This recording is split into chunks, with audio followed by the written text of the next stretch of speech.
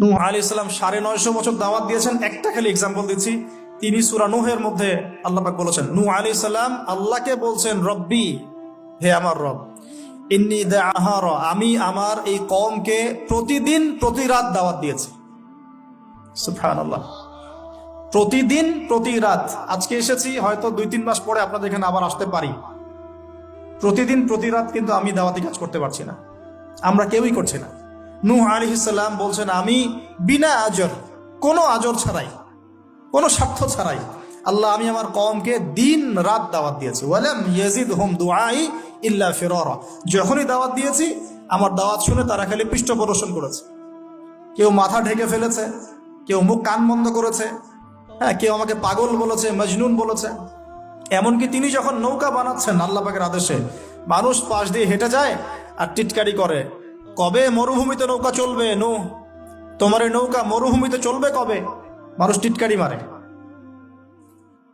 হ্যাঁ, তো এখনো দেখবেন স্ক্যাটোলজিক্যাল কথা বললে, আখিরুজ্জামানে কথা বলে অনেকেই মজা নেয়।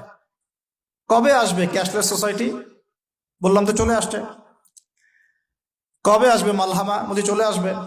কবে আসবে বড় বড় ভূমিকম্প? আসছে, সবর করেন।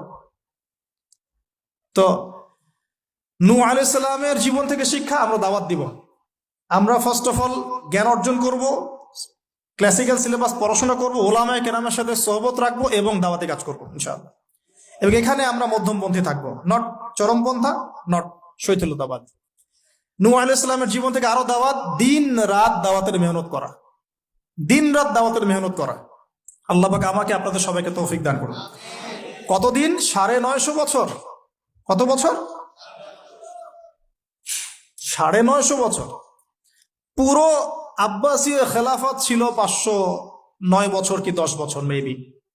পুরো আব্বাসীয় খেলাফত ৫১০ বছরের মতো। উমাইয়াদের ছিল 93 ইয়ার্স। আমাদের নবী সাল্লাল্লাহু আলাইহি ওয়াসাল্লামের দাওয়াতের মিশন বয়স ছিল ২৩ বছর। ৯৫০ বছর দাওয়াত দেওয়ার পর তাফসীরের কিতাবে এসেছে 40 or 80 ফ্যামিলিজ, এই ৪০ বা ৮০টা ফ্যামিলি ইসলাম কবুল করেছে। তার মানে এখানে শিক্ষা, এক্সট্রাঅর্ডিনারি মুসলিম হতে হলে দাওয়াতের মেহনতে হতাশ হওয়া যাবে না, লেগে থাকতে হবে, লম্বা সময় ধরে দাওয়াত দিতে হবে। আল্লাহ পাক আমাকে আপনাদের সবাইকে লম্বা সময় ধরে বিশ্বে দাওয়াতি কাজ করার তৌফিক দান করুন। আর সামনে যাই, নিজের ছেলে ইসলাম কবুল করে নাই নূহ আলাইহিস সালামের, নিজের স্ত্রী ইসলাম কবুল করে নাই। তার মানে আমাদের ফ্যামিলিগুলো এমন হতে পারে যে ফ্যামিলি নিজের ছেলে কথা শুনছে না, নিজের স্ত্রী কথা শুনছে না। পরোয়া করতে হবে না, তাদের পরোয়া করতে হবে না, শুধু দাওয়াত দিতে হবে। সেই অবস্থা লূত আলাইহিস সালামেরও, তারও স্ত্রী ইসলাম কবুল করছে না। আল্লাহ পাক তাদেরকে ধ্বংস করেছেন, নূহ আলাইহিস সালাম লূত আলাইহিস সালামকে উদ্ধার করেছেন। এখানে আমরা আমাদের দ্বীনী বোনদেরকে রিকোয়েস্ট করব, আপনারা সবাই আপনাদের ফ্যামিলিতে খাদিজা রাদিয়াল্লাহু আনহা, আয়েশা রাদিয়াল্লাহু আনহা রোল প্লে করেন। নূহ আলাইহিস সালাম আর লূত আলাইহিস সালামের স্ত্রী রোল প্লে করবেন না। আনফরচুনেটলি এখনকার যে বিজি সিটিজ গুলো, মানে যেগুলো আমরা বলি বস্তুবাদী শহরগুলো, ফ্যামিলিগুলো দিন দিন ক্রাশ করছে।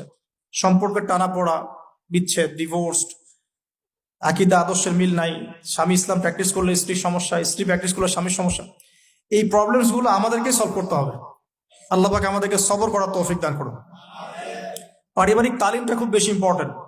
পরিবারে তালিম চালু করা উচিত, পরিবারে কোরআন এবং হাদিসের কিতাবগুলো থেকে দার্সের ব্যবস্থা করা উচিত, এবং সপরিবারেই ওলামায়ে কেরামদের সাথে পরামর্শ করে চলা উচিত। ইনশাআল্লাহ ভালো হবে, আল্লাহ পাক তৌফিক দান করুন। আমিন। নূহ আলাইহিস সালামের আরেকটা কথা বলে শেষ করি। শেষে যখন নৌকা ডুবছে, তিনি তার ছেলেকে তখনও পিতৃস্নেহে ডাকছেন, নৌকায় আসো বাবা। ছেলে বলছে যে আমি পাহাড়ে উঠে যাব, ইয়াসিমুনি মিনাল মা, এই পাহাড় আমাকে পানি থেকে বাঁচাবে। নূহ আলাইহিস সালাম বলছেন, আল্লাহ তুমি আমার ছেলেকে বাঁচাও, ইন্নাহু মিন আহলি, সে আমার পরিবারের একজন। আমরা বলি না আমাদের সন্তানদের ক্ষেত্রে, আল্লাহ পাক বলছেন লাইসা মিন আহলিক, সে তোমার পরিবারের কেউ না। এখানে একটু হার্ড লাইনে যেতে হবে আমাদেরকে। অনেক সময় আমরা আমাদের ফ্যামিলির মধ্যে এমন কিছু মানুষকে পাই যারা টোটালি ইসলামকে ডিসকারেজ করেন, অস্বীকার করেন, নাস্তিকতায় লিপ্ত থাকেন, ইসলামের বেসিক ফান্ডামেন্টাল গুলোকে ডিনাই করেন, এই ব্যাপারে কঠোর হওয়া উচিত। আল্লাহ পাক আমাদেরকে বোঝার তৌফিক দান করুন।